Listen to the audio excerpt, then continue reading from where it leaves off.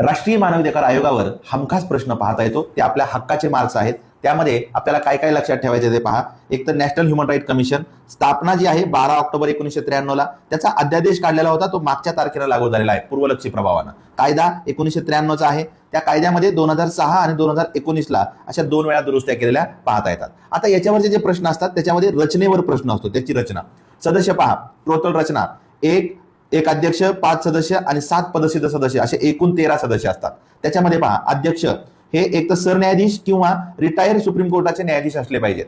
सदस्य जे 5 सदस्य आहेत त्याच्यामध्ये पहा, एक सदस्य आजी किंवा माजी सुप्रीम कोर्टाचा न्यायाधीश, दुसरे सदस्य आजी किंवा माजी हायकोर्टाचे मुख्य न्यायाधीश आणि इतर जे 3 सदस्य आहेत त्या 3 पैकी एक महिला असावी ज्यांना मानवाधिकाराचं ज्ञान आणि अनुभव आहे, ह्युमन राईटचं ज्ञान आणि अनुभव आहे. त्याच्यानंतर 7 पदसिद्ध सदस्य जे आहेत त्याच्यामध्ये राष्ट्रीय अल्पसंख्याक, SC, ST, OBC, महिला आयोग, बाल हक्क आयोग आणि दिव्यांग या 7 आयोगाचे पदसिद्ध अध्यक्ष हे राष्ट्रीय मानवाधिकार आयोगाचे पदसिद्ध सदस्य असतात, लक्षात ठेवा.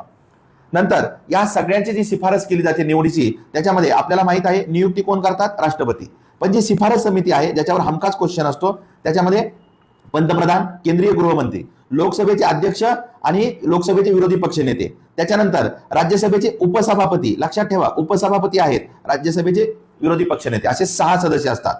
कार्यकाळ 3 वर्ष 70 वय होण्यापर्यंत.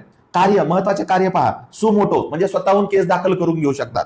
1 वर्षाचीच, यांचं टाइम लिमिटेशन काय आहे, 1 वर्षाची आतलीच केस ते दाखल करून घेऊ शकतात आणि यांना दिवाणी न्यायालयाचे अधिकार असतात.